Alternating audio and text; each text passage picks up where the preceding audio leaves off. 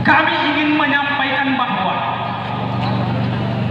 dengan adanya undangan pemerintah daerah Kabupaten Wajo terkait persoalan mendatangkan ustaz, mendatangkan penceramah yang dinamakan Dr. Wiranda, yang kita kenal selama ini di jejak digitalnya sebagai pendakwa yang kontroversi dan provokasi.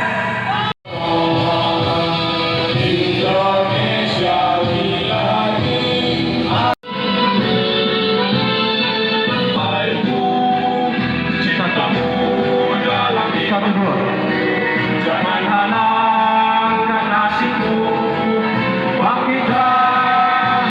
Itu cintamu dan siapa datang dengan cantik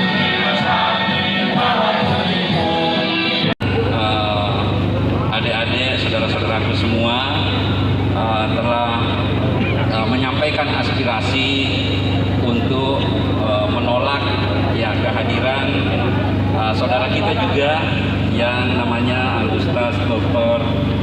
Wiranda Andirjah ya, yang awalnya kami sudah terkomunikasi melalui manajemennya dan meminta kesempatannya dengan berbagai alasan, walaupun tadi saya sudah sampaikan di Masjid Agung bahwa semua aspirasi kami akan terima dengan baik, dan insya Allah nanti malam kami akan bersama-sama dengan seluruh pimpinan Ormas dan Majelis Ulama Indonesia Kabupaten Wajo untuk bersama-sama